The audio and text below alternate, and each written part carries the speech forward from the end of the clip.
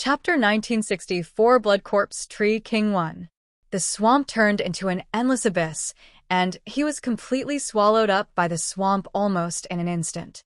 At the critical moment, the wailing that came out of his mouth attracted the attention of Cardiels, who was flying in the sky. Finally, a monster appeared. Cadyless threw away his red cape, leaped over like Superman, and grabbed the soldier's arm directly. When he looked down, he found that the swamp had turned into a transparent, bottomless abyss. In the abyss, he saw the pale faces of countless, densely packed ghosts. Cadyless was stunned for a moment, then sneered. "I thought it was something else. You guys think you can touch my soldiers? Don't dream. What big scenes has Cartiers not seen? When I was fighting with the troops, eating barbecue next to a pile of corpses was no problem. What do these scenes mean?" With one effort, he pulled the soldier's body out of the swamp. However, the soldier's waist was only pulled out halfway, and the lower half was twisted off. Blood and internal organs were scattered everywhere in the air. Cadyless frowned.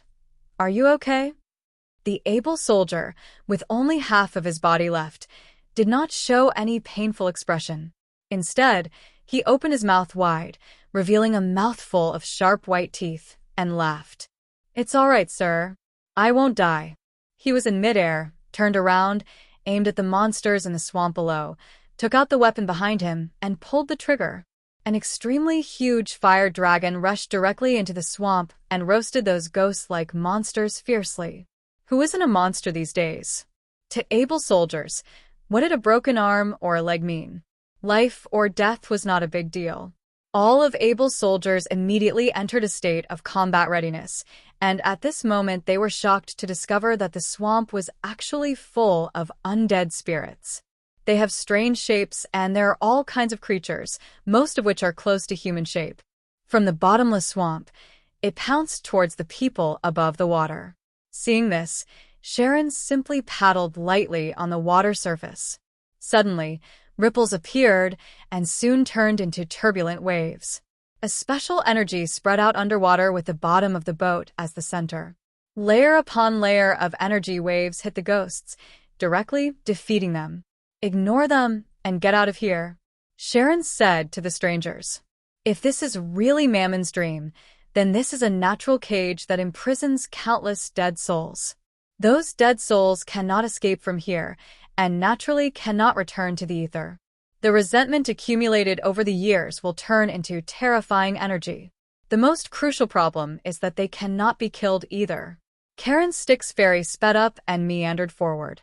Canero frowned and shouted to the vampire warriors, "Don't fight any longer. Leave here quickly."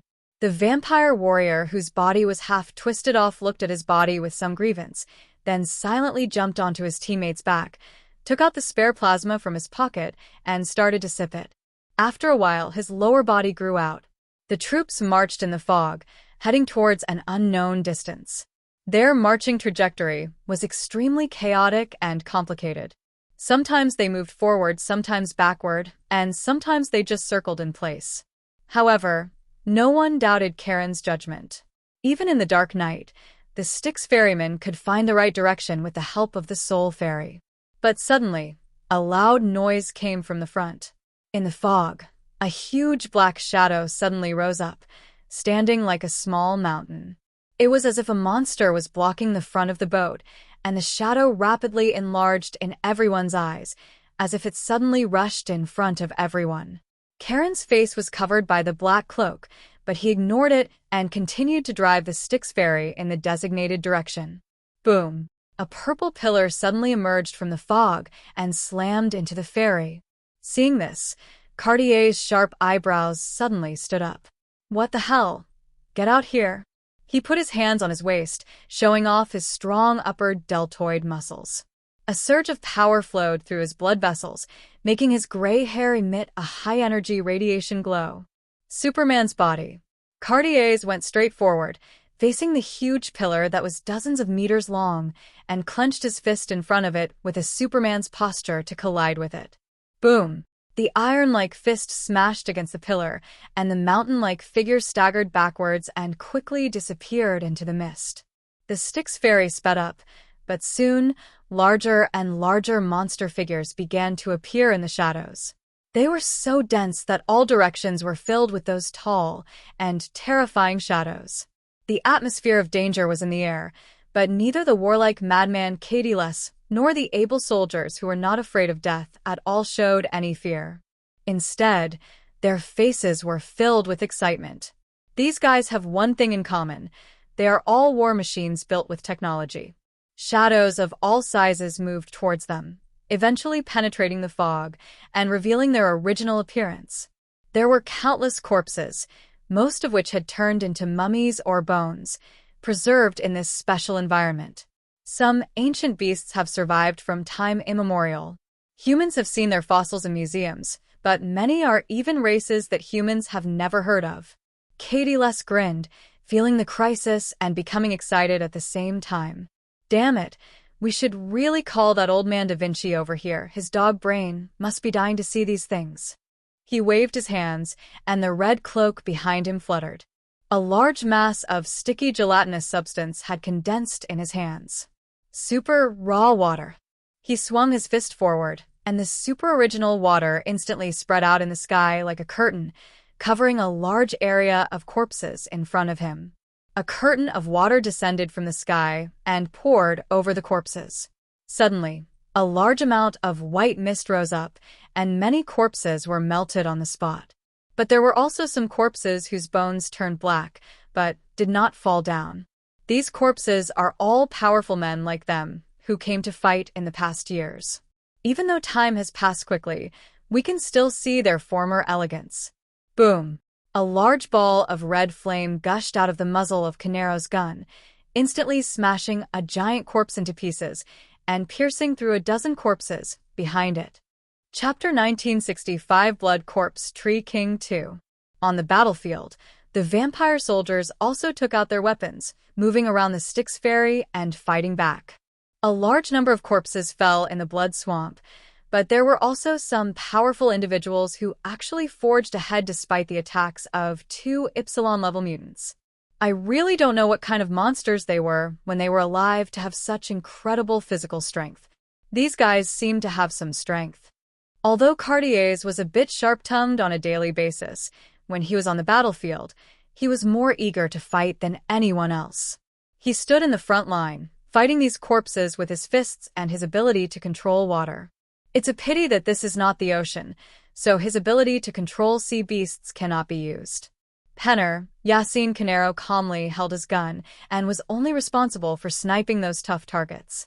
He used the ability of pierce through all things to break their powerful defenses and cause huge damage.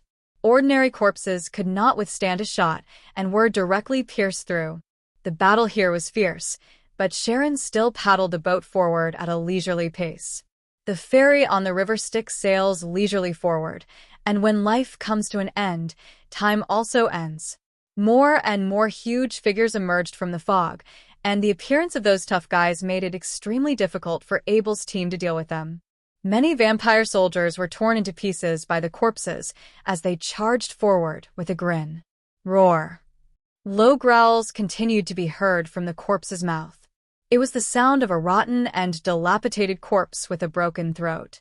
It was hoarse and unpleasant, but it gave people goosebumps. When the fog dispersed, a row of ferocious beasts appeared. They were a group of dinosaur-like monsters. More than a dozen of them lined up in a row blocking the way of Abel's team. Dry skin covered their bones, and there were dark holes in their eye sockets. They opened their mouths and let out a long, gloomy cry towards Abel's team, then opened their huge mouths at the same time. Huge black energy spheres condensed in their mouths, pointing directly in the direction of Abel's team. The strong deathly aura and the energy reaction that caused the values on the energy monitoring equipment to surge made Canero's eyes widen. Careful! He shouted quickly and looked at the ferryman who was rowing the boat. The row of giant beasts that were more than 10 meters tall opened their mouths wide, and the black energy spheres in their mouths had grown to a size of 1 meter in diameter. In an instant, those energy spheres exploded, turning into massive beams of destructive light that shot towards Abel's team. At this critical moment, Sharon finally stopped rowing. He lifted a corner of his cloak, revealing his determined eyes. The next moment, he made an astonishing move, jumping high from the boat and rushing forward, standing in front of everyone alone. Facing the terrifying bombardment of more than a dozen energy cannons, he stood on the blood swamp with his legs, then opened his arms, and then clasped his hands together like a lotus, and then opened them again. Boom! In an instant, all the energy cannons bombarded him, but Sharon turned into a human shield and actually blocked all the attacks. With a huge body of 2 meters in height and bulging muscles in the arms and thighs, he looks like a human-shaped meat mountain. The salvos of fire from more than a dozen giant beasts were unable to break through his defense and only forced him to retreat a few steps in the blood swamp. This is Columbia, the most powerful alien in the Natural Science Association. After Sharon blocked their attacks, he looked sharply at the giant beasts blocking his way. He clenched his right hand out of thin air and transformed it into a paddle. "Lend me your strength sticks," Sharon whispered. Then he aimed at the void in front of him, very purely, like the boatman's usual beating technique, and chopped it down fiercely. The blood swamp turned into a dark river of sticks. A violent dark tide carrying terrifying energy instantly transformed into a raging water tornado and rushed straight towards the giant beasts. In an instant, the black tide of the sticks completely swallowed them up. The river water seemed to be composed of countless dead souls, biting and strangling the giant beasts ferociously. Roar! Their wailing could be heard clearly. They struggled hard, but were soon completely swallowed up by the sticks. After Sharon made his move, the situation of the battle instantly tilted in their direction. The sticks swept in all directions, quickly swallowing up the giant beasts that blocked its way. Even Katieles, who was usually the most unruly, was stunned for a moment when he saw this scene, and then remained silent. Cardiel's current ability index is 25,000 points, which is not far from the bishop level. But when facing Sharon, he behaved extremely docilely. He knew very well that the gentleness of this gentleman was just a facade. Once he revealed his true colors, even his teammates could be killed by him. "Let's keep moving forward." Sharon turned around and gave everyone a sincere smile, then continued to board the ship and did his job as a ferryman. But not long after, he had only rowed the oars 3 times when something strange happened. A large number of corpses were swallowed by the sticks, and the blood swamp was directly transformed into the sticks by Sharon, which eventually caused dissatisfaction among the real owners of this area. Boom. Boom. The swamp began to tremble violently, and everyone's bodies were shaking, as if the entire earth was suddenly lifted up from the edge by a huge palm and then shook from side to side. The vampire soldiers were thrown flying all over the place. Karen's eyes were fixed on the front, and he didn't care about the life or death of these vampire soldiers, because these things don't die that easily. His ferry was parked steadily above the blood swamp, and his powerful sensing ability made him realize that the real enemy was coming. And under the demon's eye, there is only one existence that can threaten them, the Lord of the Phantom. Is it finally coming? Sharon took a deep breath and looked towards the vast swamp ahead. This is terrible. If I'm not careful, I might kill all these guys around me. Forget it. Wish them good luck. His whispers did not deliberately avoid Cataclea's and others. Cataclea's and Canero's scalps were about to explode, because they knew very well where this god came from. The two retreated quickly, because at this moment, the biggest threat to them might not be the Lord of the Phantom Walker, but Sharon, who was right in front of them. Dear viewers, thanks for staying with me. We'll try to get you more updates. Please like and subscribe and share the video with your friends. Love you all.